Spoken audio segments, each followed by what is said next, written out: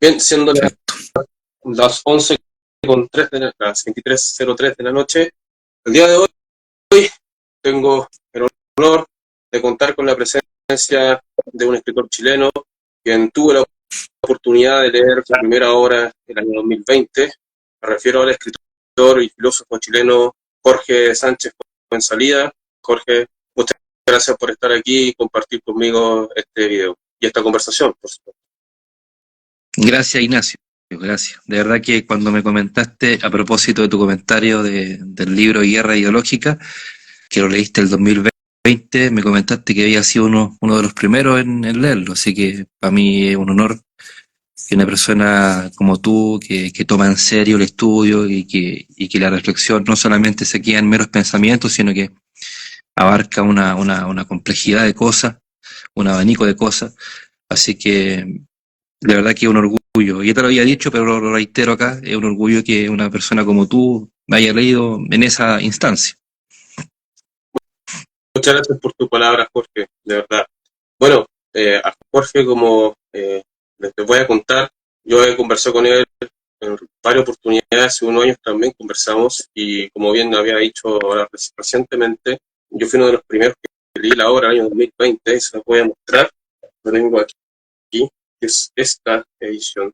Es la primera que salió, La guerra ideológica de Jorge Sánchez Fuenzalía, que la diferencia de los libros que ha escrito él, porque bueno, es un libro, pero ha escrito varias ediciones sobre este, y de hecho aquí tengo otra edición, que es este, que es la segunda edición de Guerra Ideológica de Jorge Sánchez, y bueno, hay una tercera edición también, y creo que la diferencia de los ensayos que se van escribiendo de distintos editoriales, como esa, la primera, es que Jorge va a las fuentes de los filósofos, estudia a los filósofos, tanto los filósofos como con los que discrepa o con los cuales admira. Y eso ya es admirable. Y es por eso que también se lo he dicho a Jorge, porque el trabajo de Jorge es filosófico, ¿bien? No solamente, evidentemente, él tiene una forma de pensar, sin embargo, la profundidad con la cual él abarca o aborda, mejor dicho, sus textos son muy enriquecedores y se los recomiendo a cualquier persona que le interese la filosofía. Así que vamos a partir de la entrevista. Y con lo primero, Jorge, me gustaría saber por qué la filosofía, qué es lo que te llevó a la filosofía. Cuéntanos un poco por qué seguiste este camino, por qué no empezaste. Bien, mira, la verdad que voy a ser un poco conciso en este tema, pero llego a la filosofía porque siempre fui muy reflexivo, siempre desde el colegio. Y por ahí por el año 2015 comienzo a indagar en ciertas vertientes filosóficas. A mí me gusta mucho lo que es la historia del Reino de Prusia y su relación con el Chile de los años 1850 en adelante. Tú sabes que hubo una inmigración alemana muy potente en el sur, ¿cierto? La colonización del lago Yanquihue a partir del 1850. Entonces, me pareció muy curiosa ese nexo, ¿cierto? Entre el reino de Prusia y el pueblo chileno. De todas maneras, el pueblo chileno comienza a asimilar ciertas cosas, ciertas costumbres, incluso términos de ese periodo histórico. Tú ves que la palabra Kuchen, ¿cierto? Aparece por todos lados y todo chileno sabe que es un Kuchen, ¿verdad? Bueno, ese es el tema de la comida en este caso, de la cultura culinaria alemana. Pero por ahí parte una cierta apreciación idealmente por ciertos poetas alemanes de la época y ciertos filósofos. Eh, Te podría nombrar, no sé, algunos como Kant, como Hegel, como Fichte, ¿cierto? Como Goethe, que para mí es uno de los más grandes poetas de todos los tiempos. Eh, yo creo que por ahí parte básicamente un interés. A mí me gustaba mucho el tema militar, todavía de hecho me gusta mucho. Tuvimos una prusianización en el ejército de Chile a partir del año 1895-96, ¿cierto? Eh, con el gran reformador del ejército de Chile, que es el capitán del Reino de Prusia, don Emilio Corner, ¿cierto? Entonces, por ahí hay una cierta nostalgia y por ahí me empiezo a identificar con la filosofía, ciertamente leyendo autores alemanes, básicamente.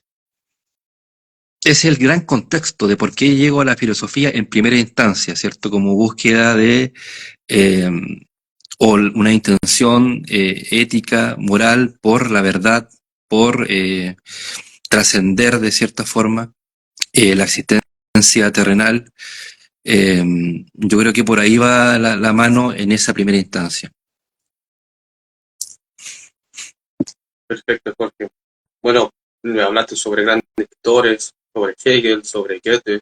Bueno, gran obra de él, Fausto, ¿cierto? Una obra literaria que no solamente resalta eh, conceptos o también elementos literarios, sino que también profundas reflexiones filosóficas, ¿cierto? Hay unos diálogos ahí muy interesantes en esa obra. Y cuéntanos, últimamente, Jorge, tú has estado en vísperas de que se esté publicando una obra que se llama Tratado Filosófico sobre el Ser Humano, el manifiesto del ser axiático. Y de hecho, en la primera hoja, en la portada, aparece algo muy parecido a lo de Nietzsche que conocí y habló Zaratustra. Aquí hay una frase que dice un libro para nadie y para todos. ¿Por qué un libro para nadie y para todos, Jorge? Cuéntanos un poco, por favor. Sí, por supuesto. Mira, bueno, va en la misma línea, ¿cierto? Para mí, yo tengo no sé cómo decirlo, pero tengo un interés especial por la filosofía alemana. Si bien tengo algunos reparos con el idealismo alemán, ¿cierto? Con este idealismo, con este idealismo alemán que, a mi gusto, sigue pecando con lo que ya venía pecando la escolástica, la filosofía medieval en general, eh, y por cierto, el mundo de la filosofía griega, ¿ya? Esta separación, esta decisión entre mente, cuerpo o espíritu y cuerpo para mí es nefasta, ¿ya?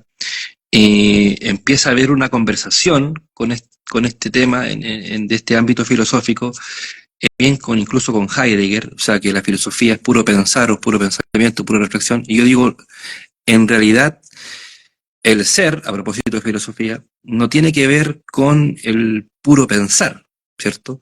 No tiene que ver con esta separación, esta decisión de la experiencia física por un lado y por otra la experiencia espiritual. Para mí el cuerpo, si así se quiere entender, sería el templo del espíritu. Entonces uno está viviendo, ¿cierto? Está existiendo radicalmente por el cuerpo y por el espíritu al mismo tiempo. Entonces empieza a haber una conversación ahí a propósito del idealismo alemán y estas premisas, y me empiezo a dar cuenta que en realidad, si bien estos autores, hablamos de Kant, Hegel, Fichte, ¿cierto? Nietzsche, a propósito del título del libro, un libro para nadie, un libro para todos, eh, viene a traer a mí un despertar, básicamente, o no sé si un despertar en ese momento, ya venía despertando, pero ciertamente una cierta inquietud que está orientada a profundizar el término de la filosofía, el término del pensamiento, la reflexión, eh, separándome un poco de este tenor y decir, en realidad, ahora hay que pensar la filosofía por la experiencia en el aquí y el ahora. O sea, ya no es tan importante solamente la experiencia espiritual o la experiencia mística, la experiencia misteriosa, sino pensar verdaderamente que el ser tiene que ver con el aquí y el ahora, no hedonista, no,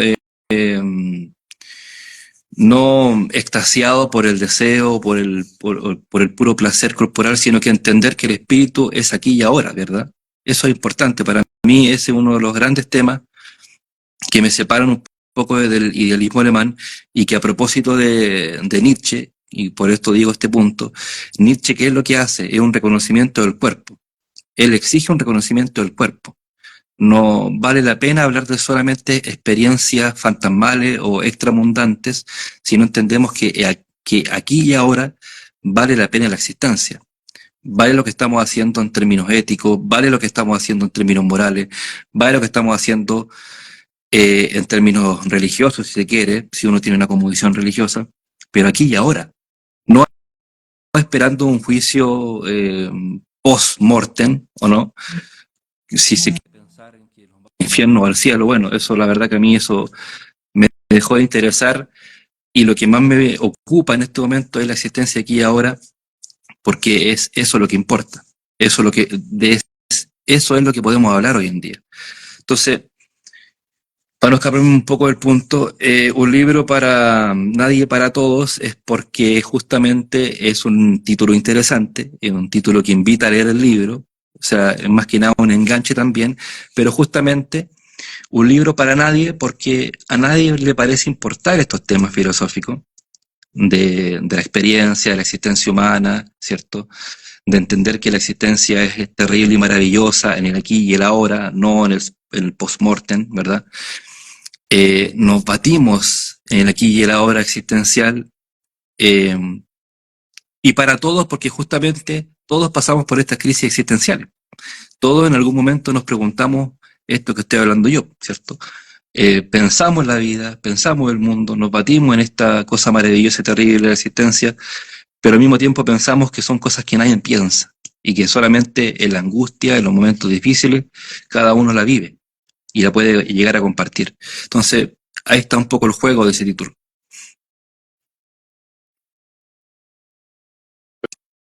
Perfecto, Jorge. Muy buena respuesta. Y a propósito de hablaste sobre la importancia del mensaje. Actualmente vivimos en una época economicista, ciega, positiva, que simplemente le rinde tributo al capital, le rinde tributo al trabajo, ¿cierto? A la explotación, al trabajar, al ganar algo, ¿cierto? A lo utilitario.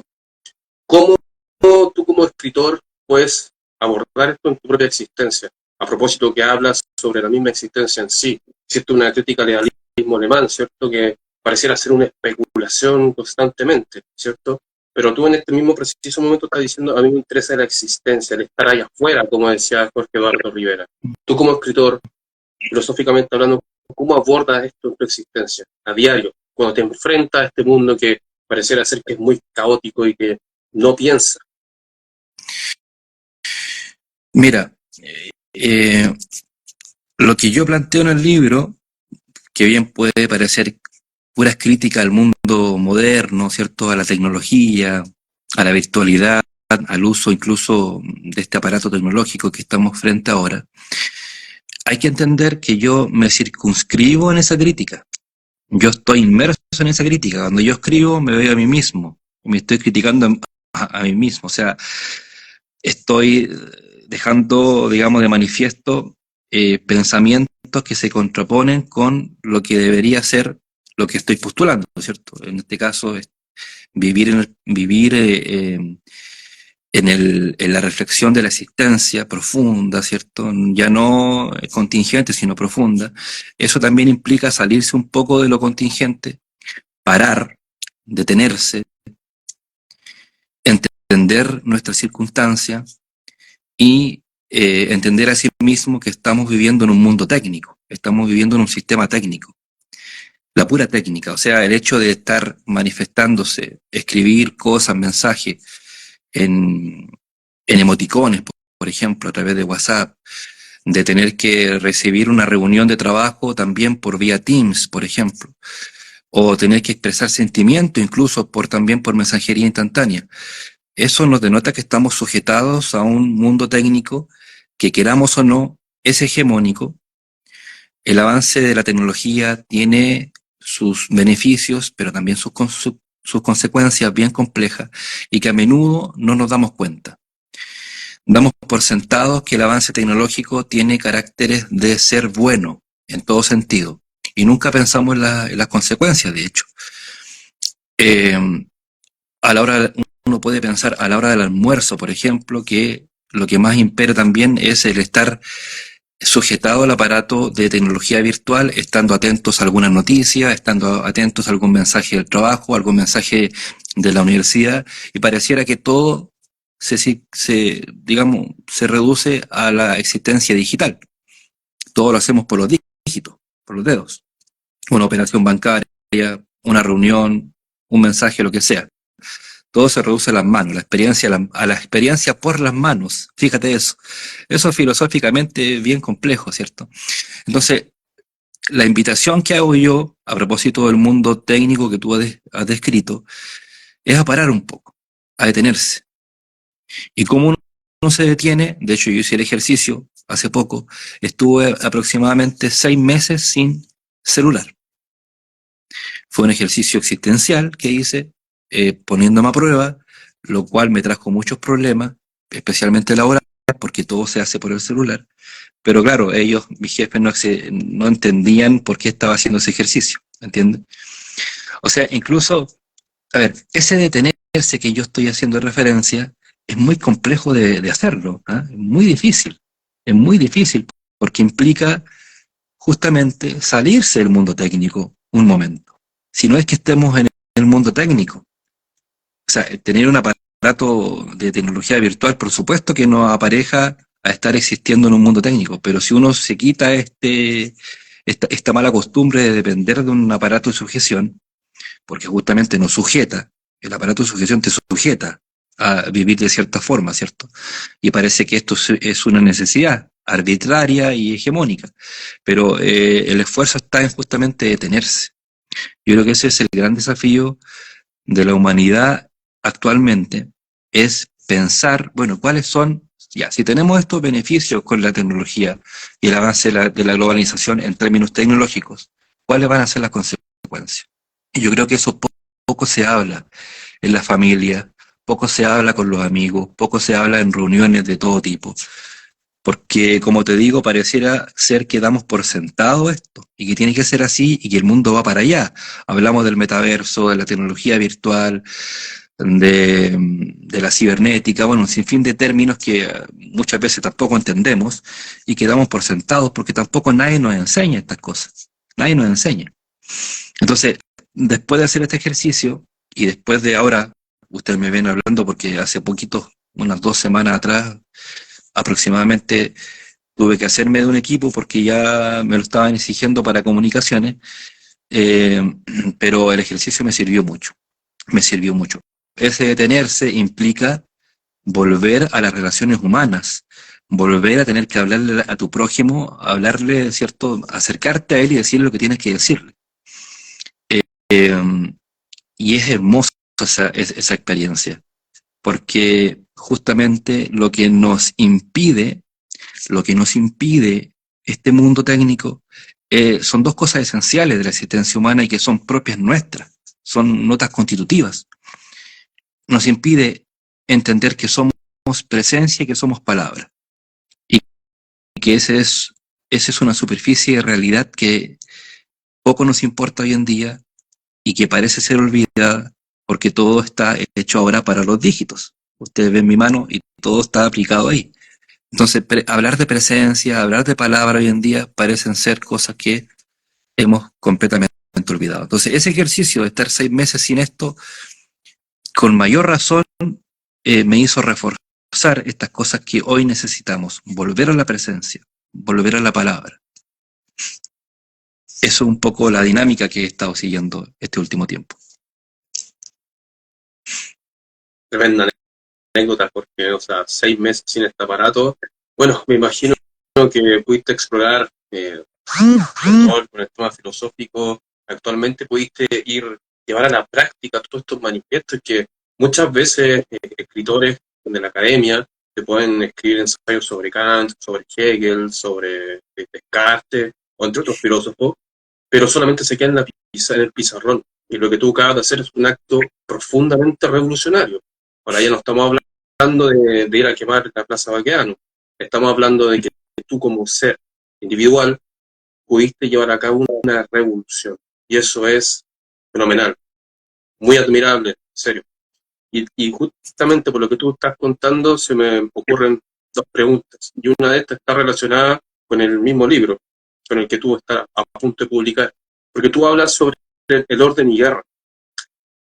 Y aquí el orden de guerra se ve manifestado como la guerra entre los que han de gritar, los despiertos, ¿cierto? Como los que buscan el sentido, la problemática del ser. Esas preguntas heideggerianas que aparecen al principio de Ser y Tiempo. ¿Tiene que ver con el orden y guerra esto que tú nos estás contando, Jorge? Claro, lo que tú estás refiriendo ahí son ciertas líneas que aparecen en los primeros cuadernos, cuando hago un poco un resumen o trato de explicar el origen de la necesidad de un manifiesto filosófico, porque justamente pasamos por la crisis del decir pero no hacer. Yo creo que esa es una crisis histórica en nosotros, decir pero no hacer. Eh, entonces, y esto también tiene que ver con el primer libro, Guerra Ideológica, en donde yo establezco que la guerra ideológica, o sea, no lo establezco yo, sino que lo tomo de un general chino que dice que la guerra ideológica es una guerra de mentalidades. Es una guerra de la organización política por la organización política.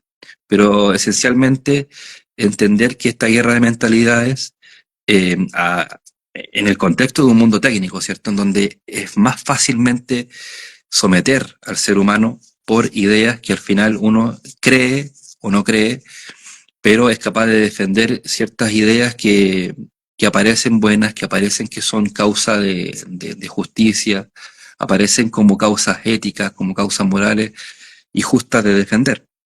Pero justamente no nos hacemos el trabajo de ir a la fuente, no nos hacemos el trabajo de cuestionarnos, porque estamos tan habitualizados a lo automático que se nos olvida que estamos en esta guerra ideológica. Entonces, cuando yo exclamo que debemos volver a un orden de guerra y sentido, es justamente entender que guerra en su concepto etimológico del germánico antiguo, con guerra o guerra, quiere decir discordia y discrepancia. No estamos hablando de querer matar a alguien físicamente, ¿ya? Y esto es una controversia que yo siempre he tenido con personas que a lo mejor son un poquito más fanáticas o que tienen mucho compromiso ideológico o mucho compromiso partidista, que plantean matar al enemigo, ¿te das cuenta?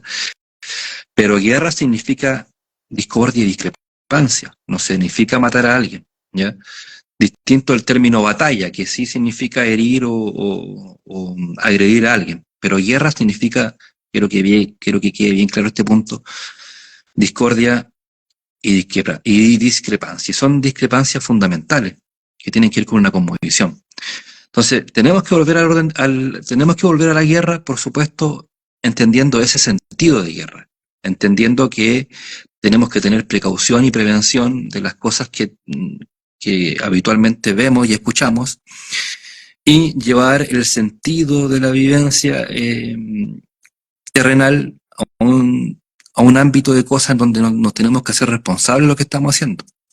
Porque justamente al entender de mala forma, creo yo, el término, por ejemplo, ya que estamos hablando de guerra, el término de lo político, caemos en cuenta que no estamos entendiendo absolutamente nada. Y caemos en vagas comprensiones de estas cosas. Entonces, lo que yo hago básicamente en estas primeras líneas es entender que somos seres de guerra y de sentido. Bueno, pongamos atención en cuáles son las ideas que estamos defendiendo, cuáles son las cosmovisiones que estamos defendiendo, cómo concebimos la vida y el mundo y cómo por lo tanto queremos vivir esa concepción de vida y mundo. Precisamente entendiendo que debemos ser seres de guerra, porque somos seres humanos. Y vamos siempre a tener discrepancias, siempre vamos a tener radicalmente encuentros de diferencias de opinión, pero no solamente de opinión, sino de cómo vivimos el mundo. Si eso es una cuestión tremendamente íntima, pero al mismo tiempo tremendamente aglutinante, porque somos seres colectivos también. Entonces, ese es el sentido, digamos, general de esa primera línea. De hecho, pues, lo que tú me estás contando ahora fue inevitable recordar a un filósofo argentino que aún sigue con vida, que se llama Alberto Huela, tú lo debes conocer. Él escribió un texto que se llama Disenso. Y dentro del disenso, más o menos manifiesta algo muy parecido a lo que tú estás mencionando, que básicamente hay una idea como totalitaria o el pensamiento único que hablaba Ébola, en donde pareciera ser que hay una idea global que no te permite pensar como ser individual. Entonces, cuando tú no eres capaz de poder ajustarte un poco a esa idea que está en el colectivo, en esa masa inerte no pensante, hay muchas formas de que te quieren llevar a ese pensamiento único. O sea, por las críticas, por las cosas muy vulgares que están ahí rondando en el ambiente. Y finalmente, cuando tú eres capaz de discernir en ese sentido, con preguntas, con cuestionamientos, no sé si te vuelves peligroso, pero muchas veces una persona que sale alejan de ti, no le gusta conversar con él porque finalmente el pensar, como bien sabemos, es peligroso en ese sentido y a muchas personas nos duele, ¿cierto? Y la verdad siempre duele, ¿cierto? Entonces me fue inevitable no recordar a Alberto Buera con esa teoría del disenso, que es muy parecido a lo que tú estás mencionando. Y a propósito de eso, bueno, después, dentro del mismo texto, Jorge, tú hablas sobre el problema de la metafísica. Hay un problema metafísico, el olvido de la metafísica, ¿cierto? Ahí está el olvido del ser. Eh, Heidegger fue uno de los que criticó la metafísica occidental. Y a propósito de esta pregunta, recordar que la metafísica no es el más allá de la física de Connie Méndez, sino más bien fue un problema de traducción. Bien, es como la segunda parte de la física de Aristóteles. Entonces, cuéntanos un poco, Jorge, ¿cuál es el problema de la metafísica actual? ¿Es necesaria? ¿Es uno de los grandes problemas que quizás tenemos como ser que hemos olvidado al mismo? Bueno, yo acuño un término que, que se llama biometafísica. En el libro del Tratado Metapolítico o el Manifiesto del Ser Axiático, yo hablo de biometafísica. ¿Cuál es la gran diferencia con metafísica? Un poco para darle originalidad al término, pero metafísica es realidad. Para Zubiri, metafísica es equivalente a realidad, a hablar de realidad. Y siempre nos preguntamos por el ser, ¿cierto? Ahí está la pregunta por el ser. Pero no así, no sé si tú en las lecturas que has tenido te has encontrado con la pregunta, bueno, ¿qué es realidad? ¿Qué es eso de la realidad? ¿Okay? Estamos circunscritos en la pregunta por el ser, pero no así la realidad. Entonces, metafísica para mí es realidad primero, es realidad. Definir qué realidad también es otra complejidad. Llegaremos a eso. Pero biometafísica tiene que ver también con un concepto que también habla Zubiri, con la diafanidad, con lo diáfano. La metafísica es diáfana, no es lo que está más allá de lo físico, también reduciéndolo a un tema meramente espiritual. Bueno, metafísica entonces es el espíritu, es espiritualidad o las cosas que no se ven. No exactamente, porque si uno entiende biometafísica en este sentido, como aquello que es lo diáfano, lo transparente, en el fondo, entiende que biometafísica tiene que ver con la existencia humana, tiene que ver con el ser entre las cosas, y no tiene que estar reducido solamente todo al espíritu, digamos, o a conceptos espirituales, ¿entiendes? Como aspirando a una vida extramundana. Si lo que importa es aquí y ahora. Entonces, lo más curioso del texto en ese sentido es el concepto de vida metafísica, a una larga explicación de lo que es ese término. De hecho, lo explico por sus tres acepciones: bio, que sería una afirmación de la existencia; meta, que tiene que ver con este concepto de entre las cosas; y física, justamente por un reconocimiento de lo físico, no entendiendo físico por una cuestión meramente materialista. Si estamos hechos de una estructura física, ¿cierto?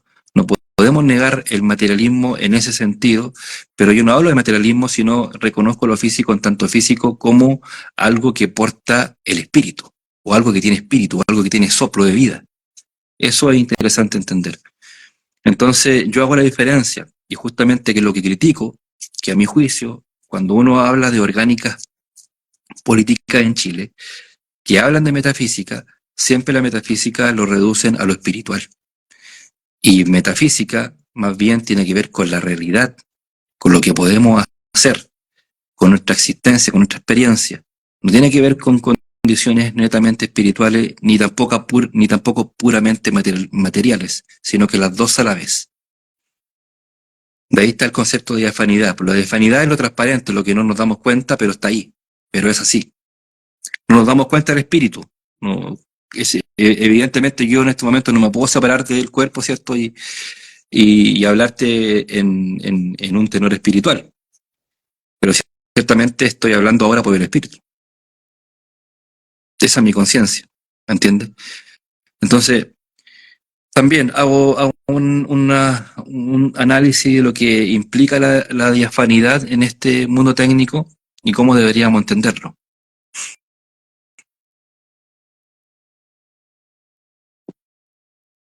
Entiendo, entiendo. Una respuesta muy completa, porque, bueno, tú eres uno de los, se nota en tus escritos que tienes una influencia importante en Javier Zubiri y Martin Heidegger, a pesar de que, claro, al comienzo de la entrevista dijiste que no estabas de acuerdo en algunos puntos con Heidegger, y curiosamente uno te escucha hablar sobre el ente, el ser, estando ahí, siendo ahí, eh, claramente tiene una influencia importante en Heidegger. ¿Cómo Mm. puedes tú llevar a cabo esto? O sea, no me gusta mucho cómo piensa Heidegger, sin embargo, tengo una influencia importante en él. ¿Qué es lo que recojo de Heidegger? ¿Qué es lo que tú recoges de Heidegger?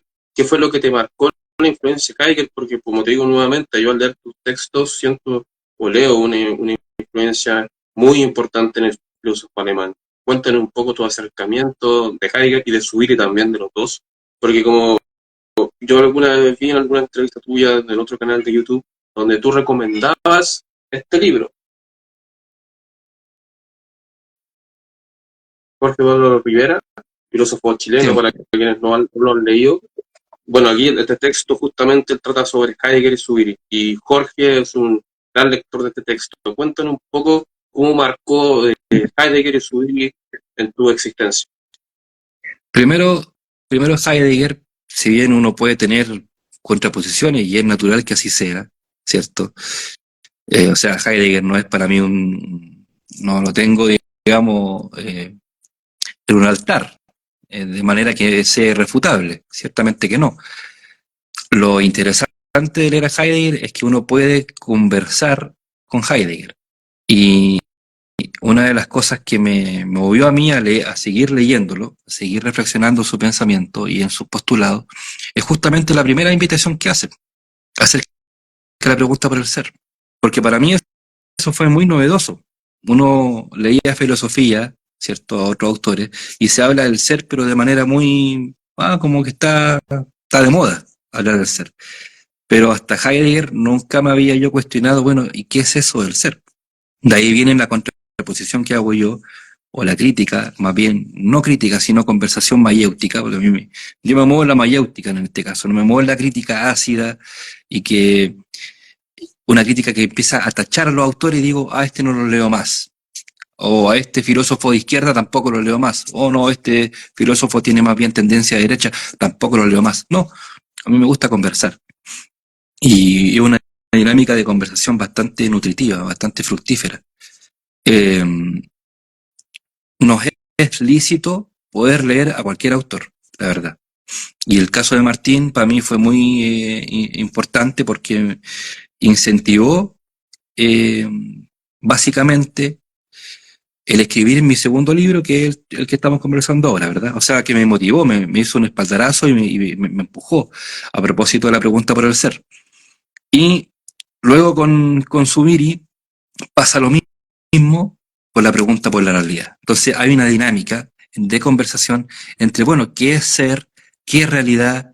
Ser, ¿por dónde va la micro? Por decirlo en buen chileno, ¿te das cuenta? Y de ahí llego yo al pensamiento radical, es que, bueno, ¿sabes qué?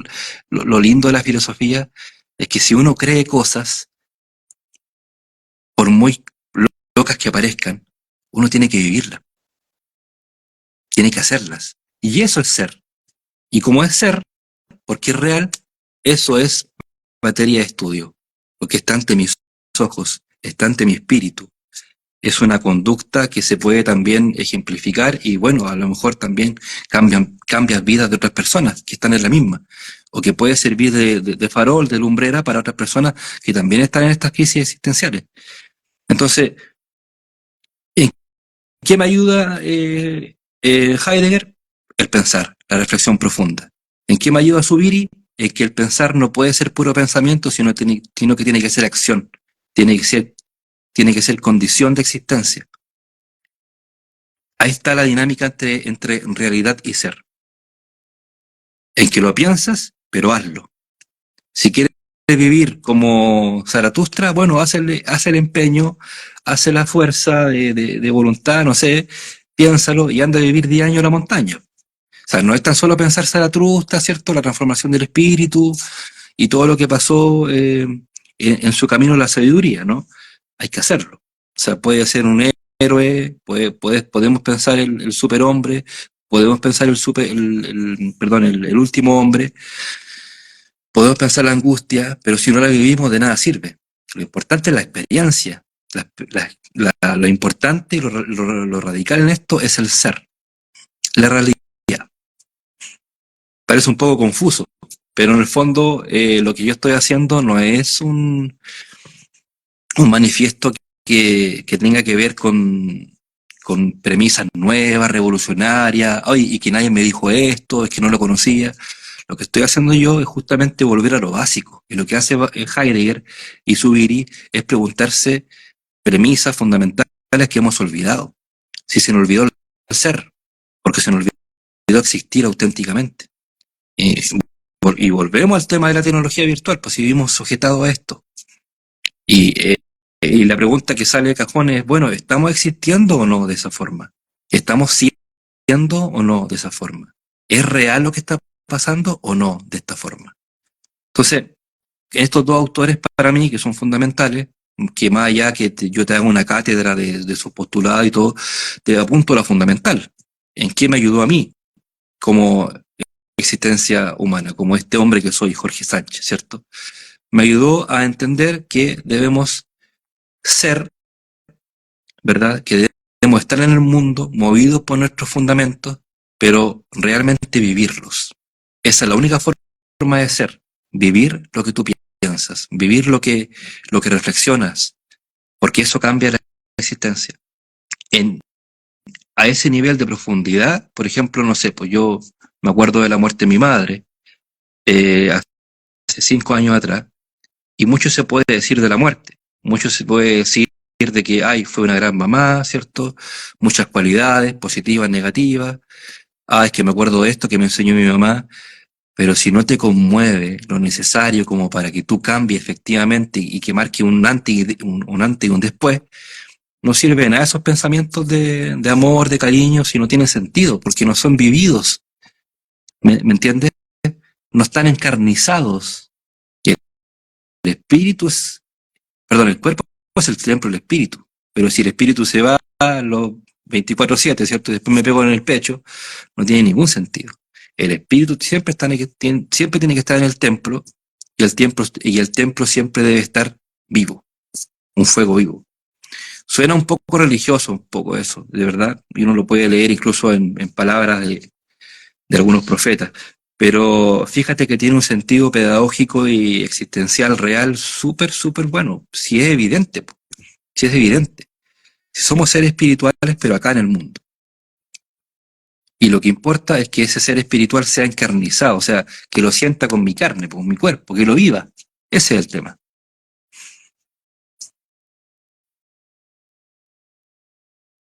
Gracias, Jorge, por la respuesta. De hecho, lo último que tú acabas de mencionar, bueno, algo muy íntimo y delicado, y en ese sentido lo comprendo porque mi madre también murió hace unos años atrás, hace 8 años atrás. Entonces, finalmente, como bien tú dices, ¿qué yo hago con eso? ¿Cierto? Por lo menos a mí me ayudó a encontrar la filosofía, a encontrar el pensamiento, la lectura, a ir más allá del ser. Porque básicamente cuando perdemos a alguien, porque conocemos la muerte a través de otro, ¿cierto? Muchas veces, como bien tú dices, solamente quedan en los sentimientos, las sensaciones de cariño, e incluso en la idealización de la persona que ya no está, la que está ausente. Extrañamos su ausencia, ¿cierto? Así que gracias por compartir eso, Jorge, que es muy delicado y muy íntimo y a la vez también tiene que ver con esto, tiene una relación profunda. Y bueno, estaba hablando también sobre la realidad fáctica, a ti te gusta mucho hablar sobre la existencia, sobre el estar ahí, pero si hemos perdido el ser, Jorge, si hemos perdido toda capacidad de pensar de quiénes somos y solamente nos dedicamos a la realidad fáctica, ¿cómo podemos llegar a lo perdido? ¿Cómo puedo yo recuperar la metafísica si solamente me refiero a la realidad fáctica? ¿Cómo yo llego a eso? Si, claro, está la realidad, está el existir, bien, pero también necesito recuperar cómo vivir, cómo yo puedo relacionar estos dos términos. Es un desafío tremendo. Volvemos al punto inicial, ¿verdad? Primero hay que entender que vivimos en un mundo técnico. Es el primer diagnóstico. Y que todo refiere a la técnica. Pero pareciera ser que la técnica, a ver, todos tratan la técnica como un algo abstracto y que vive de forma inteligente y alejado de nosotros. Yo siempre digo esto, hay que entender que la técnica es nuestra. Es nuestro mundo técnico. Nuestro mundo técnico allá lejos. Es nuestro mundo técnico. Ese es el primer punto de análisis. Y bueno, ¿qué implica vivir en el mundo técnico? Implica vivir rápido, implica pensar y pedir lo que tú quieras, y va a ser de forma rápida, va a ser rápidamente satisfecho, digamos. Eh, Implica separarse, porque estamos sumidos en un aparato de sujeción. Implica organizarse también de forma curiosamente separada, porque te llaman, ¿cierto? O te llega un mensaje de texto, un mensaje al WhatsApp que te dicen, ¿sabes qué? Va a haber un gran tuitazo a las 9 de la mañana, ponte tú. O una gran jornada de oración. O una gran jornada de hacer funa a algún personaje. Pero es todo reducido al mundo técnico, a eso me refiero. Entonces, lo que se trata de hacer acá es volver a las relaciones humanas, como te había dicho anteriormente. Y hay que hacer el esfuerzo. Por ejemplo, ¿qué pediría yo en este caso como un ejercicio básico para realmente no solamente pensar el ser, sino que vivir el ser? Bueno, a lo mejor la próxima entrevista va a ser al lado tuyo. O en otra ocasión va a ser reuniendo gente en un salón. Eso es volver a la presencia y eso es volver a la palabra. Yo creo que el gran ejercicio radical de existencia que tenemos hoy en día es volver a ser humanos.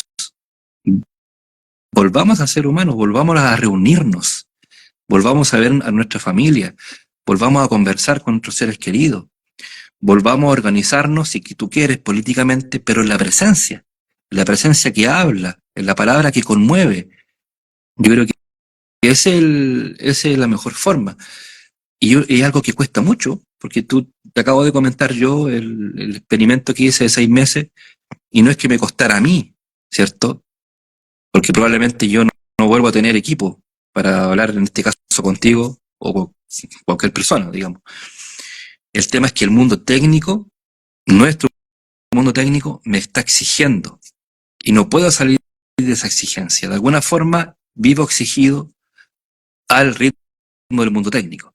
Entonces, si esto tampoco se trata, y quiero ser majadero en esto, no se trata de que debemos descubrir algo tan perdido que parece irrecuperable. Si es algo básico, es nuestra condición de existencia, estamos aquí. Bueno, pues entonces, vivamos aquí. Este es el sentido profundo de mi propuesta filosófica. Volver a la palabra, volver a la presencia, volver a estar entrelazado con el mundo, a aprender el mundo, conocerlo, entenderlo, y con ese entendimiento vamos a darnos cuenta que el mundo, la existencia humana es terrible y es maravillosa a la vez. Entonces, vuelvo al mismo consejo del principio: detengámonos, analicemos nuestras circunstancias, comprendamos que lo maravilloso y lo terrible está aquí con nosotros, entendamos esa condición de existencia que tiene que ver con el estar arrojado a un mundo que yo no pedí ser puesto, ¿cierto? Pero bueno, al fin y al cabo, estoy aquí. y me va la vida en ello. Me va la vida en ello, en entender que debemos volver a la presencia de la palabra. Ese es Una mi gran tarea, consejo, digamos. un tremendo desafío, Jorge, lo que tú acabas de mencionar, sí, lo de la presencia finalmente, y sobre todo en este mundo técnico que todos somos parte, y tú nombraste algo muy importante y que para mí es esencial en el ser humano, que los seres humanos estamos constituidos de bien y mal. Y curiosamente, a propósito de eso, actualmente muchas veces los seres humanos consideramos que somos buenos, ¿cierto? No hay una crítica de cada ser en ese sentido, como yo actúo allá afuera, finalmente. Y la moral, los principios, son básicamente económicos. Entonces, en ese sentido, hay una disolución de esa moral, una disolución de todo lo que conllevaba ser un ser. Y dentro de este libro y también algunos videos que tú estás subiendo en YouTube, en donde son audios que tienen que ver mucho con tu pensamiento, aparece justamente a propósito de buscar esta presencia del ser, la esencia del ser. Está a través de escuchar música clásica o música doc. Y es muy interesante porque dentro de unos videos que lo estoy escuchando en la semana, tú haces justamente una crítica a la música actual, a la música urbana, ¿cierto?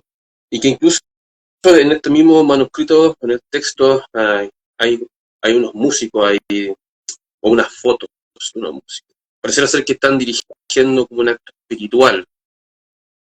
Yo te pregunto, Jorge, ¿la música clásica en ese sentido te ha ayudado a ti a poder comprenderte a ti mismo? No lo digo dentro del aspecto New Age ni nada de eso, sino más bien cuando estás en esa profunda soledad, escuchando una música que te exige esfuerzo. Porque como bien tú hablaste a propósito de Nietzsche, de los movimientos corporales, la música urbana te invita a eso, ¿cierto? Te invita a no pensar, a moverte, al hedonismo puro. La música clásica, a escuchar Bach, escuchar Wagner, Beethoven, incluso hasta música experimental, a mí me gusta Vangelis, te lleva a otro tipo de estado. Cuéntanos un poco de esto, Jorge, de tu acercamiento o de esta propuesta con la música clásica y la filosofía. Tú nombraste varios autores alemanes, pero también yo nombro a un, si bien no llegó al nivel creativo, ¿cierto?, de Wagner, pero sí es un digno representante, que es Claudio Rau. Yo escucho en el piano a Claudio Rau y es maravilloso, maravilloso. Mira, es impensado que actualmente a alguien de, de la generación que creció con este tipo de música urbana, eh, es impensado que le llegue a interesar, le llegue a gustar siquiera la música adopta. Yo le digo música sentiente, ¿ya? Porque hay una diferencia. La música contemporánea se centra en el incentivo del deseo.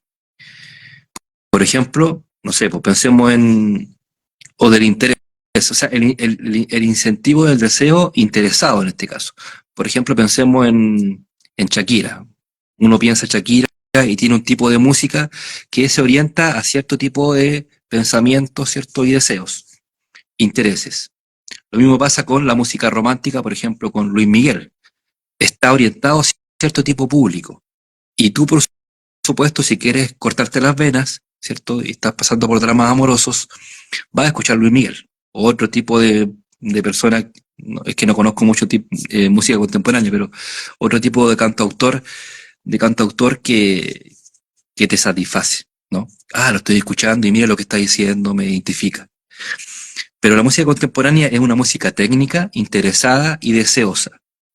En cambio, la música clásica, uno piensa el periodo del romanticismo alemán, es una música poética, porque evidentemente tú tienes que estar en un pleno, se requiere presencia, se requiere palabra, se requiere estar ahí para disfrutar de esa música, escuchar los acordes, los movimientos sinfónicos, ver al director de orquesta, cómo dirige eso, ¿cierto? Con su batuta, de forma espléndida.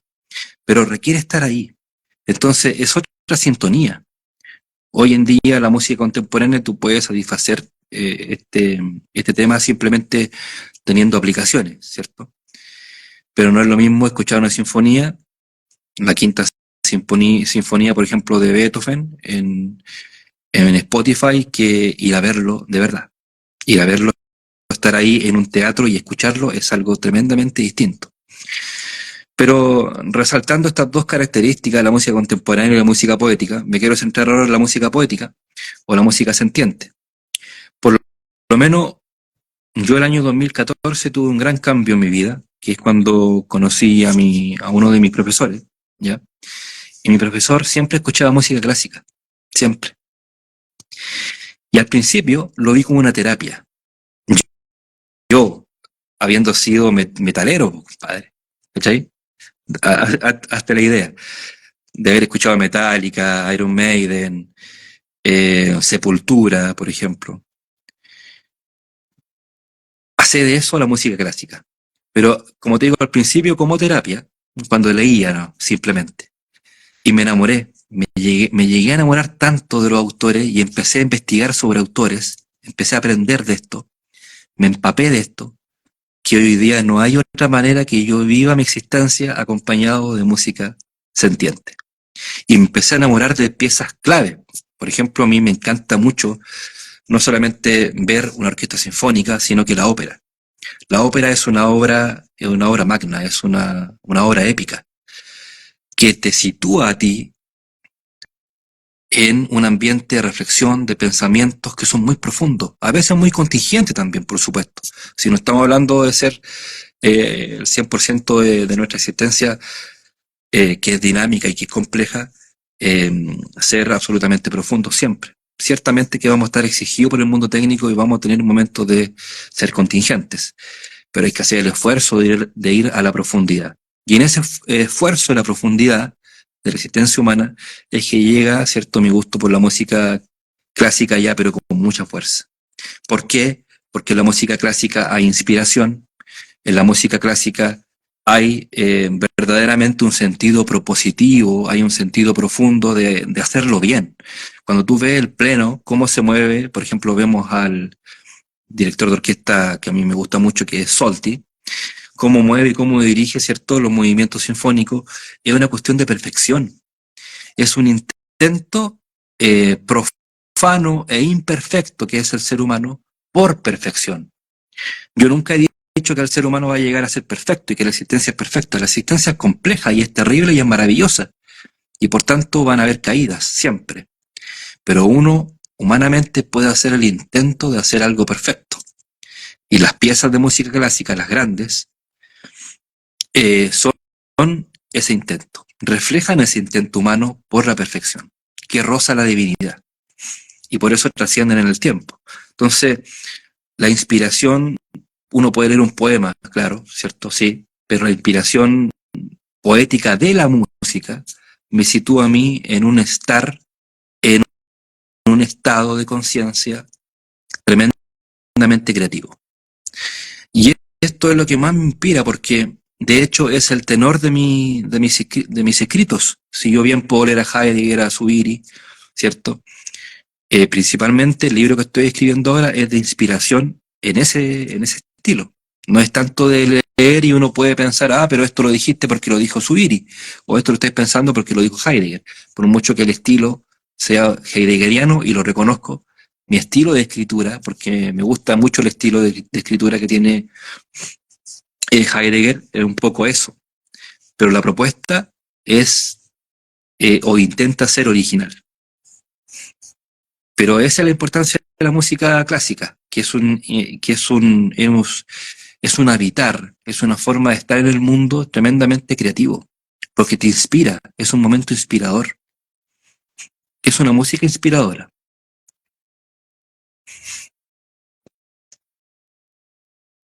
Sí, bueno, muy completa la respuesta, funda, hablaste del metal, no sé por qué, yo intuí que te gustaba el metal o te gusta, así que por lo menos ahí también comparto contigo mi experiencia, también muchos años escuchando black, thrash metal, death metal, todas esas cosas, pero claro, finalmente ahí tú conoces la música clásica, pero también dijiste algo sobre tu maestro.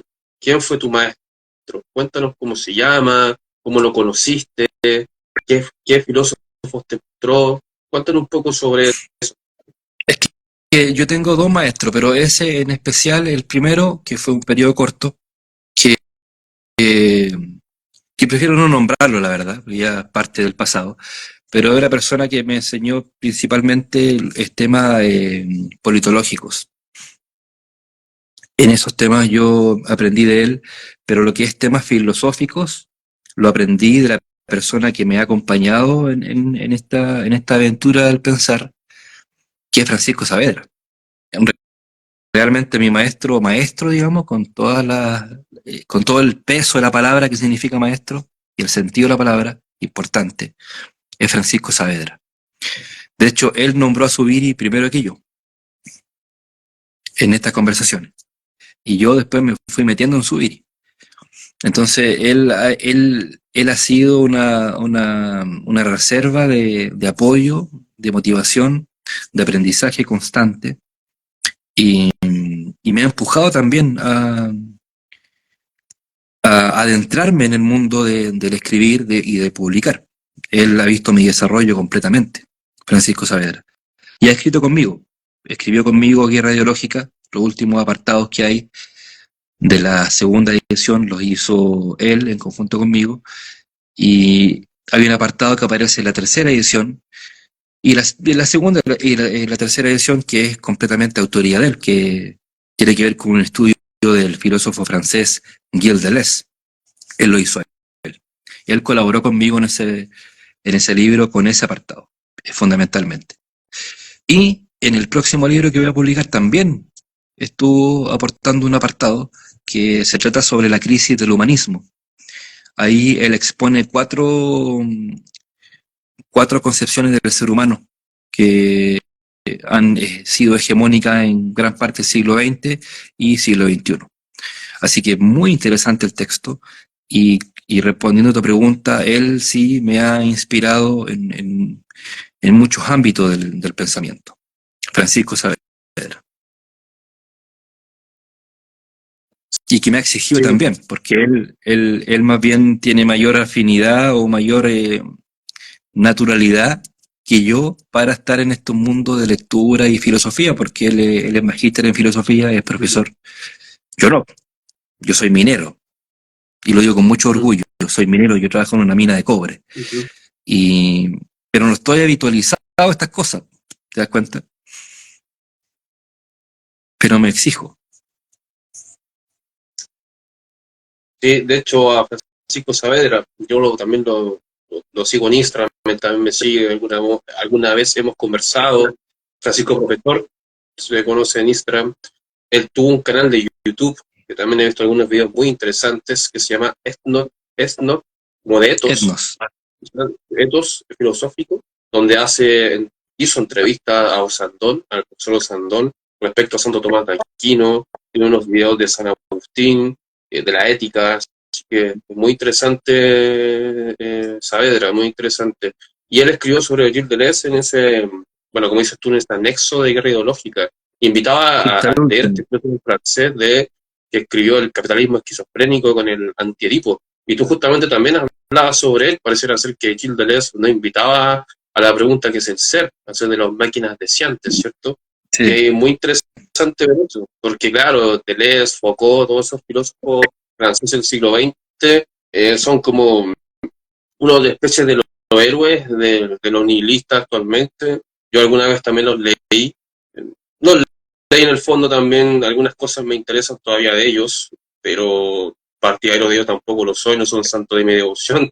Me imagino que usted tampoco, pero sí son interesantes de, de ir a ese desafío, ese viaje de estudiarlo, que tú finalmente lo hiciste tú, lo hizo Francisco. Francisco hace un tiempo me mandó unos videos que él tenía una exposición, unos videos muy interesantes sobre este tema, así que muy bien lo que cuenta sobre Francisco, y usted tiene una amistad también con Guillermo Sepúlveda, que también, sí. tú también, un invitado que tuvo anteriormente, con él también estuvimos hablando.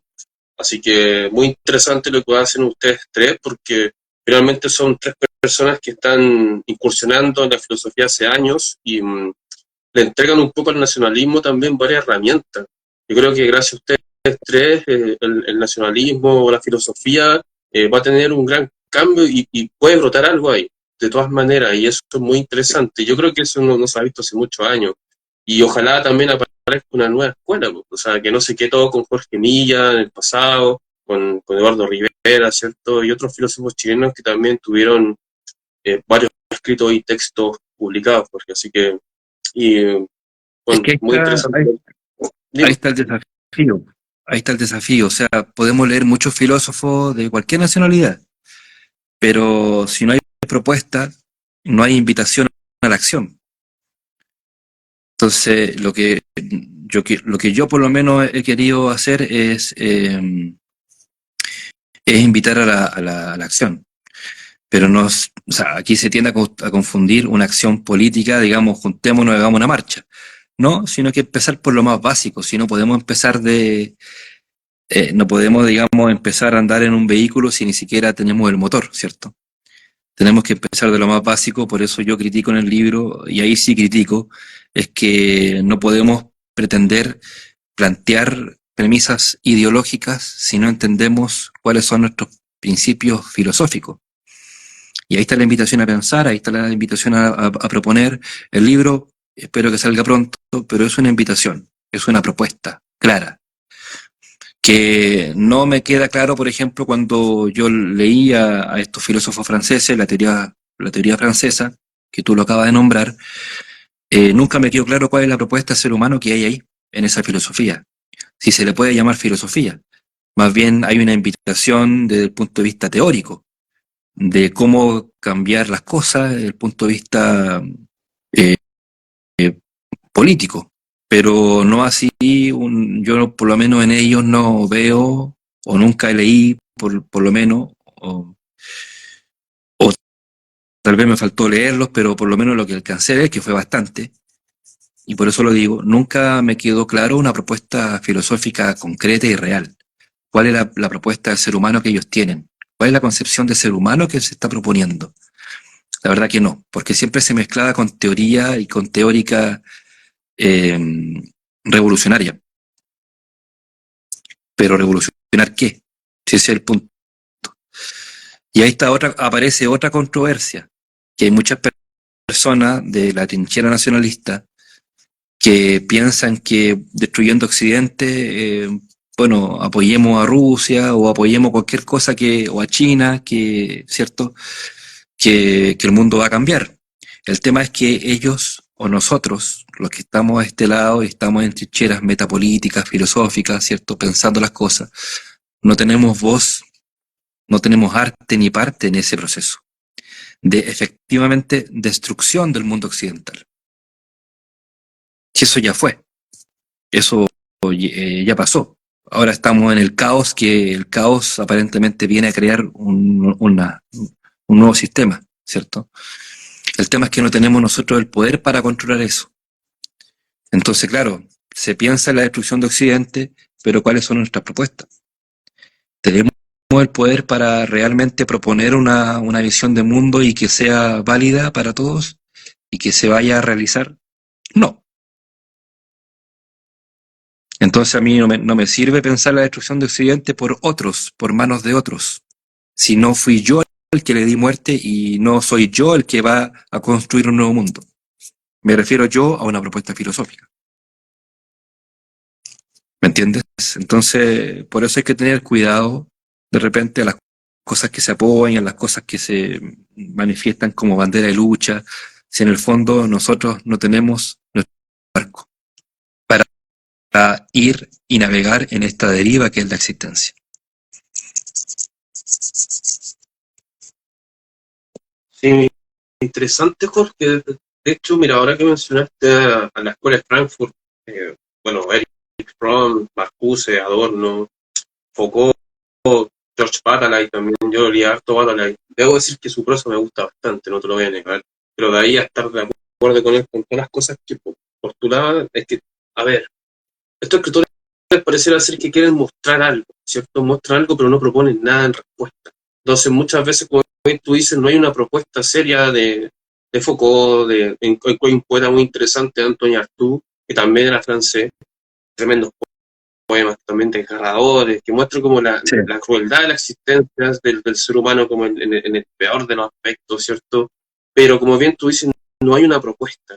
Pero, curiosamente, muchas de estos filósofos, incluso Simone de Beauvoir, que yo no la considero filósofa, que sí lo he leído también, o Jean-Paul Sartre, que son novelistas, igual que Albert Camus, que no dudo de su capacidad literaria para nada, tiene una tremenda capacidad literaria, pero no fueron filósofos, y todos estos escritores franceses dirigen la sociedad de alguna forma en términos ideológicos. Si bien creamos que, a ver, yo vivo acá en la comuna de Santiago Centro, vivo al frente del GAM, vivo al frente de Barro Las Tarrias, y siempre que paseo con mi hermano, con su novia, los tres, como familia, paseamos en las calles y vemos estas personas y pareciera ser que se dirigen con esta idea. Son dirigidos por esta idea progresista, ¿cierto? Que tienen como héroes, Alexandra Pizarnik, ¿cierto? Todo este tipo de escritores. Y que claro, dicen, tú dices, no hay una propuesta, que yo comparto eso. Pero curiosamente ellos actúan en la realidad, como tú hablas de la facticidad, en lo fáctico, ellos actúan con mucha idea de estos escritores. Es curioso eso, ¿no, Jorge? ¿Cómo Porque, porque esas ideas que tú bien planteas, a lo mejor que no son filosóficas, pero son ideas al fin y al cabo, están ahí, nos saturan y nos copan de ese mensaje. Entonces, si yo no tengo posibilidad de acceder a entender que no solamente existen manzanas rojas y que existen uvas, manzanas verdes, pera, manzana, no sé, sandía, ciertos melones, o sea, hay una variedad de cosas en la realidad y que no solamente todo se reduce a esta manzana roja que me están mostrando. Es muy difícil caer en cuenta de que hay más que eso, que estas ideas que se pregonan y que tú ves en lo cotidiano, ¿cierto? Y tú vives en un sector súper crítico en donde eso aflora constantemente y está en el ambiente, ¿cierto? Esas consignas y esos autores. Y por eso digo yo, por eso te acabo de referir el tema de que nosotros acontecemos y estamos viendo la caída de Occidente, que para mi juicio cayó hace rato, y estamos viendo, digamos, la emergencia de algo nuevo, ¿cierto? Pero que son dirigidas por estas ideas. Y nosotros no tenemos arte ni parte en ese proceso, porque estamos seguros, por supuesto, que no pensamos como ellos, que tenemos una visión de mundo diferente a ellos, ¿cierto? A estos autores, ¿cierto? Y sin embargo, ¿qué pasa? Que nuestras ideas no son ideas fuerzas, que lo que proponemos no son temáticas de un proyecto político, que lo que estamos hablando en nuestros textos ni aparecen, ni por si acaso, en algún programa político. Y pasa, volvemos al tema de lo mismo, o sea, volvemos al tema de la presencia, volvemos al tema de la palabra, volvemos al tema de la congregación, de estar ahí, ¿cierto? De vernos, de conversar, para que en algún momento estas ideas que se proponen en mi libro y otros más que puedan publicar, empiecen a ser eh, conformidad, se empiecen a ver en conformidad con un cambio de actitud y que entren en pugna con esto. Y volvemos al mismo punto de la guerra ideológica. Esto es una guerra de mentalidades. Si tú tienes recursos, si tú tienes medios, tienes gente que te pregone una idea de algún teórico, tenlo por seguro que con recursos, con medios y gente, la cosa va a andar súper tranquila. Y nosotros no tenemos ese tema. Nosotros estamos muy desfasados en ese aspecto. Recursos no hay. Medios difícilmente podemos encontrarlo. Y gente sí la hay. Pero carecemos de medios y recursos. ¿Me van entendiendo la dinámica? Entonces, evidentemente que si yo voy a publicar un libro filosófico, ¿verdad? Como el que voy a publicar, me interesa que llegue a jóvenes de todas partes de Chile y de todas partes del mundo, porque a mí me han publicado también en España y hay proyectos de publicación en otros idiomas. Me interesa que esto se lea y que sea material de consulta y que sea también materia de reflexión. Más que ahora estamos hablando de un libro filosófico. Entonces, que mi libro llegue a jóvenes que, por ejemplo, estén estudiando filosofía o carreras humanistas, o incluso de Ciencias de la Economía. Sí, esa es la segunda edición, ¿cierto? Sí. Estaba mostrando justamente cuando hablas sobre que te habían prologado en el extranjero. Y aquí Sí, está Robert, justamente el prólogo, claro, de Robert Steuker. sí. Que eso es lo que se debe seguir haciendo. Hay personas que han hecho gran trabajo, Carlos Videra también acá, y es chileno, ha hecho un trabajo formidable, ¿cierto? Más bien haciendo una arqueología del nacionalismo chileno, ¿cierto? Pero falta propuesta, falta que sean debatidas las propuestas filosóficas para que en algún momento esa base filosófica, rica en fundamento, sea materia de estudio o de propuesta de un programa político, de un proyecto político, de un movimiento político. Pero falta mucho para eso. Sí, y de hecho, Jorge, quería justamente poder preguntarte nuevamente, porque hablaste sobre los movimientos nacionalistas, sé que no quería hablar de política, pero ya que estamos hablando sobre eso en este último momento, me imagino que tiene que ver algo Dugin, está Alain de Benoit, todos estos escritores que aparecen nacionalistas, ¿cierto? Y como bien tú dices, cae Occidente, pero ¿cuál finalmente es la propuesta, la respuesta a esa caída? Porque hay muchas personas que admiran a Putin, otros que admiran incluso a Israel, y estaba antes ese discurso muy desarrollado, ¿cierto? Hace de una década atrás había odio, un odio profundo a Israel. Curiosamente, tienen una herencia, evidentemente, del nacionalsocialismo, pero actualmente parece que no. Las cosas están bastante extrañas, ¿cierto? Incluso los mismos progres son como neoliberales. En ese sentido, Jorge, ¿qué propones en ese sentido respecto o buscar, ¿cierto? Una respuesta a las personas que siguen el tema de Dugin, de Alain de Benoit, algo filosófico? ¿Qué nos puedes contar respecto a eso? Mira, es válido que consultemos filósofos de ese tenor, pero lo que yo recomiendo, y a propósito de la pregunta que hace Oscar, ¿qué es Chile? Yo recomiendo ser fieles depositarios de las características que tenemos como territorio chileno, o lo que se conoce como Chile actualmente. Que estamos aislados, pero que ese aislamiento es propositivo, que nos sirva ese aislamiento por el desierto en el norte, por la cordillera, ¿cierto?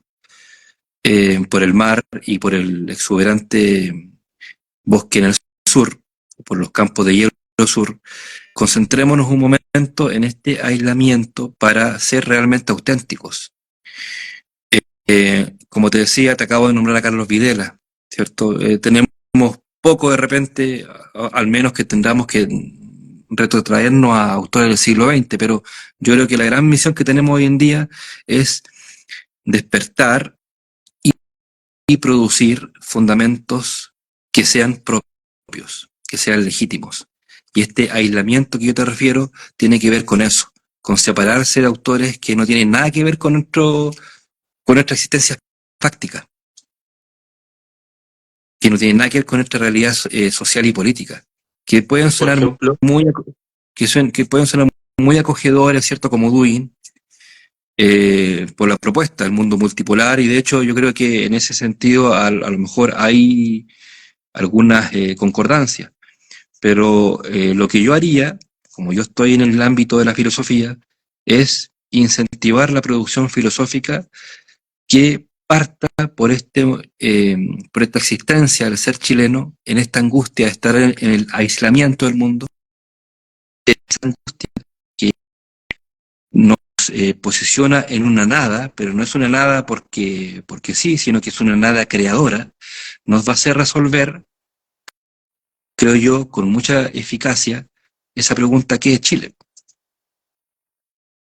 Yo creo que resolviendo esa pregunta, de manera que quede, digamos, plasmada en un manifiesto, no vamos a tener que recurrir a autores que hablen de otro tipo de potencia, sino que podamos creer en algo nuestro, pero verdaderamente nuestro.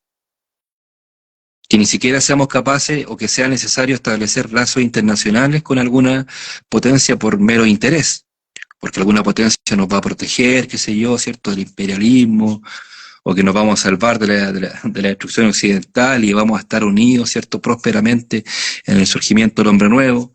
No, yo creo que tenemos que hacer el esfuerzo de estar solos en el contexto actual mundial, que por razón nos conviene estar solos.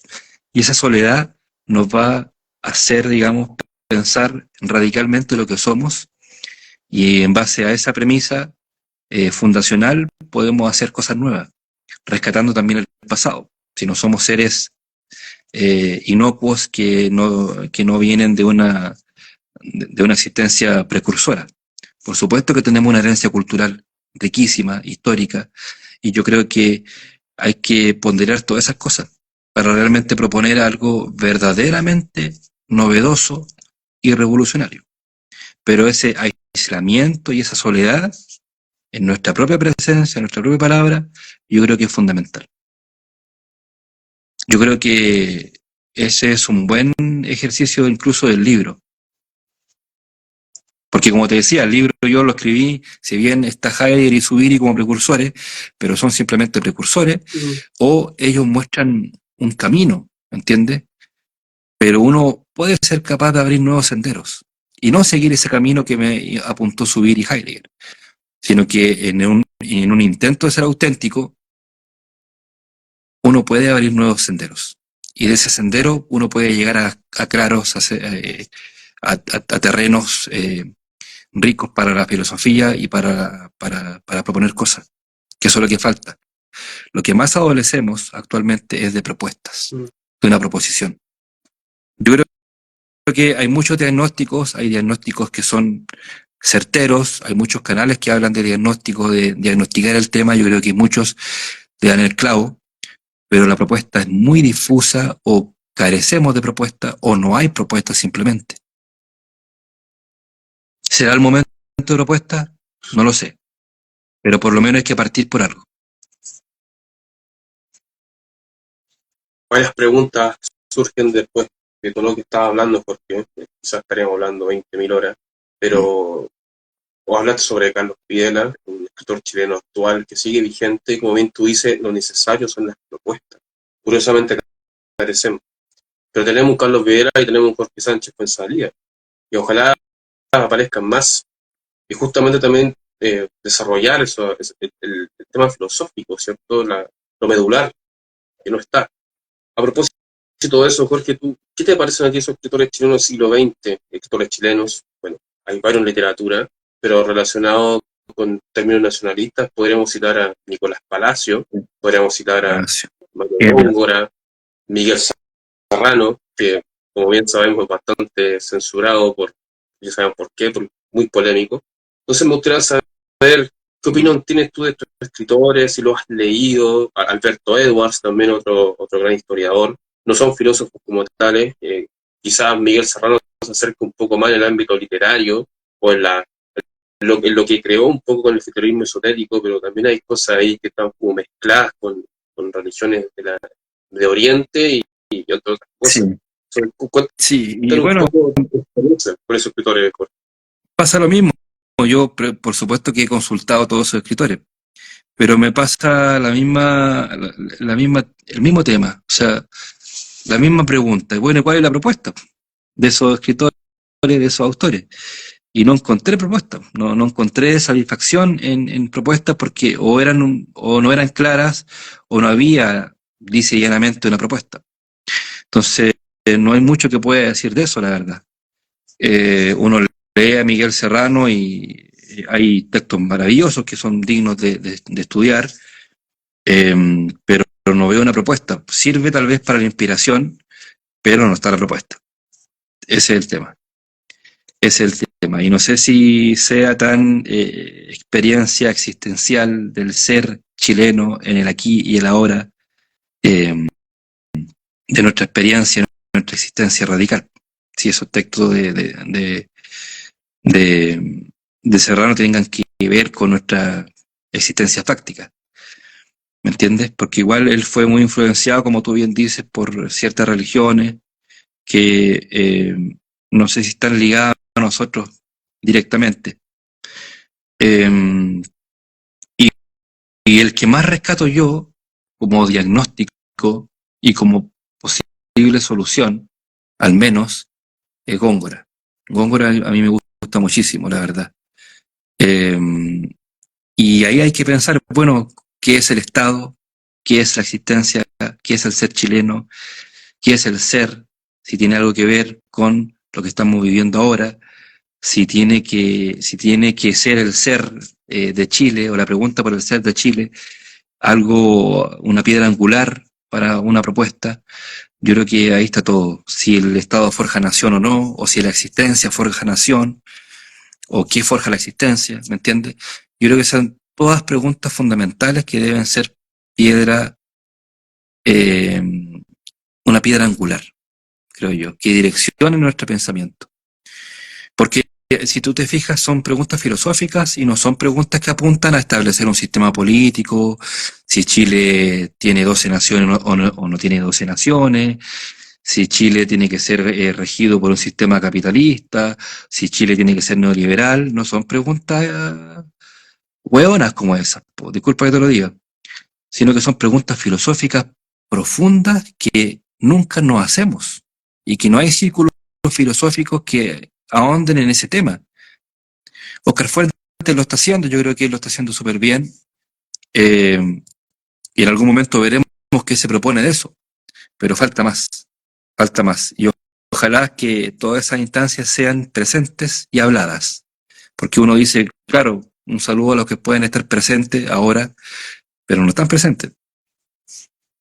Y como te digo yo, la presencia, la palabra que inunda de presencia el mundo es la que conmueve. Y por tanto, como te conmueves, te lleva a la acción. Ese es el tema. Yo creo que todo va a redundar y se reduce al mismo punto. Carecemos de producción intelectual, de una filosofía de calidad. Y digo calidad no por buenas, por tener una mejor corrección, digamos, una mejor ortografía, un mejor estilo, sino de calidad y la cualidad de las reflexiones que somos capaces de nosotros instaurar en esta producción intelectual. Tiene que ser de calidad en ese sentido, cualitativamente superiores y mejores. Entonces, ahí hay un curso de acción. La pregunta de qué es Chile es un curso de acción bien importante y de ahí pueden salir cosas muy interesantes. Y espero que una vanguardia intelectual se fundamente en eso, una vanguardia intelectual que produzca. Y no se trata de producir mamotretos de 600 páginas. Hay dos formas de producir. Una forma de producir es sistemática, que procuramos, digamos, tener respuesta para todos los temas de la existencia humana, todas las preguntas complejas de la existencia humana, profundas, filosóficas, pero también una forma de producir de forma fragmentaria, que depende del instante instaurador de, eh, de, este, eh, de esta inspiración. Que, por ejemplo, estamos hablando ahora de la pregunta ¿qué es Chile? ¿No? Y es una pregunta instauradora y que motiva mucho. Entonces, si somos capaces de fundar vanguardia intelectual, que escriban de eso, que hagan poesía de eso, que hagan música de eso, que hagan textos, si tú quieres, de 500 páginas de eso, o textos de 20 páginas de eso, que hagan manifiestos de eso, ahí cambia la cosa, ahí cambia. Pero no, mientras no haya poesía de esto, de esta pregunta fundamental, mientras no haya música, literatura en general, obras filosóficas de eso, manifiestos políticos, vamos a volver al mismo punto de siempre. Cero producción intelectual, cero propuesta. Muchos diagnósticos, muchas cosas lindas que se pueden decir, muchos programas históricos, todo lo que tú quieras, pero propuestas no. Justamente, Jorge, o sea, la crítica que tú haces es una bofetada a todas esas cosas que críticas que de repente nosotros mismos, no lo digo solamente no lo digo por ti, sino más bien por personas que también nos sentimos identificados con esta cosa ideológica, y es muy fácil escribir en Facebook, en Instagram, falta cultura, porque pareciera ser que el otro lado de la vereda, ¿cierto? Lo tiene como monopolio, pero finalmente es porque también, tú dices, no hay propuesta, ¿cierto? Hablamos, criticamos, podemos leer mucho, sin embargo, no hay publicaciones, finalmente. Entonces, creo que ese es el vacío que tenemos que justamente llenar. Y bueno, hablaste sobre varios escritores. Yo leí algún tiempo un escritor chileno que se llama Clarence Finlayson, que era un filósofo chileno católico, eh, tomista, muy interesante, igual que Osvaldo Lira, el padre Osvaldo Lira, dos grandes para mí filósofos también. Si bien no tiene una propuesta bien nacionalista en ese sentido como Carlos Videla y tú, pero sí tenían una propuesta distinta por lo menos ante la modernidad y que también son escritores que no se leen, ¿cierto? Pero como bien tú dices, necesitamos esa acción y poder entrar a crear algo, que es básicamente lo que nos falta. Así que bueno, Jorge, ya llevamos una hora y media, no te quiero seguir más molestando, No ya ha te preocupes. pasado bastante tiempo. Yo simplemente agradecerte, he aprendido mucho con esta conversación, tus libros, bueno, Guerra Ideológica, que uno puede decir que es un libro, pero con las dos ediciones, yo al menos la primera la edición la leí en su totalidad dos veces, hace 4 años atrás, y esta segunda que la tengo hace un par de días, que justamente la encontré en la Biblioteca Nacional, curiosamente que también le conté a Jorge, tiene una diferencia, hay un proceso de maduración con respecto a la otra. Entonces yo a las personas le invito, a quienes leen filosofía, de quienes tienen un pensamiento nacional, no necesariamente de partido, sino más bien a quienes quieren pensar Chile, a quienes quieren pensarse a sí mismos, de dónde vengo, qué es lo que está afuera, o por qué pasan estas cosas, lean a Jorge. Jorge es una persona bastante seria en ese sentido. Ese libro que tiene de la guerra ideológica es muy completo, porque Jorge te habla de Max Steiner, te habla de Marx, de Engels, de Gilles Deleuze, te habla sobre varios escritores. Él no solamente es una crítica al voleo ni vulgar, él estudió varios filósofos, como Foucault también, que estaba hablando, de construccionistas, Derrida, otros más, y él hace una crítica. Y además, lo interesante, Jorge, es que él hace citas. Él no te habla de Marx, con todo respeto, Jorge, Marx es un conche tu madre. Él no te dice eso, Jorge. Jorge te dice, Marx dijo esto en la ideología alemana, y lo cita y le hace un análisis y una crítica. Por eso ese libro está tan bueno. Eso Muchas es. personas creo que más que criticarlo, porque muchas personas lo han criticado sin leerlo. Bien, le dicen, no, que él piensa de esta forma, falacias. Bien, lo importante es que enfrenten al texto y de acuerdo a eso, la crítica. Y por eso yo invito a las personas que lean a Jorge Sánchez Fuenzalía y que también vean su video en YouTube. Él tiene muchas entrevistas en distintos canales, como el Chileno Anónimo, tiene otras con Oscar Fuentes, ¿cierto? Así que aparte la obra de Jorge, que es muy interesante y tampoco necesita ser un gran erudito de, no Para, sé, de Husserl ni de Hegel, ¿cierto? Así que de todas maneras léanlo. Y no sé, Jorge, si quiere decir algunas últimas palabras. no, agradecido de la invitación, agradecido de este momento. Conversamos bastante. Hasta mi perro también se quiere meter en la conversación. Pero no, bien, contento. Yo, la verdad que soy una persona muy bajo perfil y procuro ser bajo perfil, mm, porque me gusta hablar cuando tengo algo que decir. Así que, y se viene el tema del libro ahora, de mi segundo libro. Fíjate qué lindo, o sea, publicar ya un segundo libro. Guerra Ideológica tiene 3 ediciones, yo creo que le ha ido bastante bien. Y este segundo libro, que es un tratado ya filosófico, yo creo que va a ser un aporte y es una propuesta. Y por favor, las personas que lean el libro en su momento, háganlo con altura de miras, conversen con el libro. Yo creo que lo que más puedo recomendar ahora en las palabras finales es que a este lado de las trincheras metapolíticas tengamos a ayudarnos a los autores, conversemos con los autores, no caigamos en críticas ácidas porque eso causa cancelación. Lo mismo me pasó a mí con autores, por ejemplo, con los autores de izquierda, la escuela de la teoría francesa, pero yo lo leí. Si fíjate que hay muchas veces me encuentro con frases, con palabras, con consignas que son bastante buenas y que son Mm, y que van al callo. Pero no por eso voy a estar de acuerdo con lo que establece Deleuze, ¿cierto? O cómo define al ser humano, o trata de definir al ser humano con la máquina de deseo. No estoy de acuerdo con mm, eso, pero habrán cosas que a lo mejor sí, ¿me entiendes? No, no sí como bandera de lucha, sino sí en el sentido de que me sirven para reflexionar, para pensar. mm, Eh, eso es lo que yo recomiendo. Conversemos con las personas, conversemos con los autores y no cancelemos.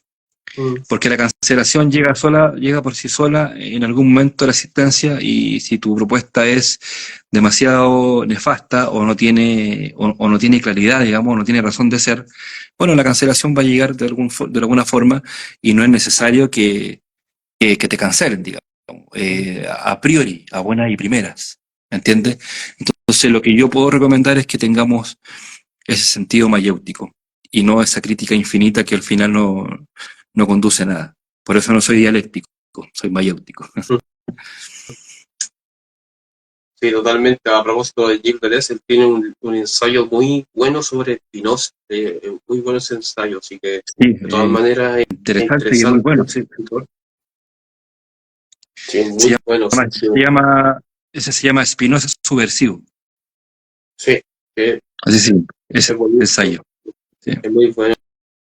Bueno, él parece que tiene una herencia importante en Spinoza, pero es muy buenísimo. Y como bien tú dices, lo importante es leer a estos escritores, pero no son santos de nuestra devoción, ¿cierto? Así que, bueno, igual me quedaron varias preguntas pendientes para Jorge, quizás en el ámbito más religioso, más espiritual, pero será para una próxima oportunidad sobre la muerte, entre otras cosas que, como decía, probablemente hubiésemos estado horas hablando con Jorge, pero bueno, ya es muy tarde, así que es necesario ir a descansar y espero que todas las personas que hayan estado compartiendo con nosotros hayan disfrutado la conversación de las cosas que nos cuenta Jorge, y lo voy a subir a YouTube durante el fin de semana para que lo puedan ver todas las veces que quieran, porque las reflexiones que hace Jorge no son inmediatas, así que nos van a tener que escuchar una y otra vez de los escritores que estamos hablando, para que ustedes también puedan tomar nota y acercarse a la obra de él.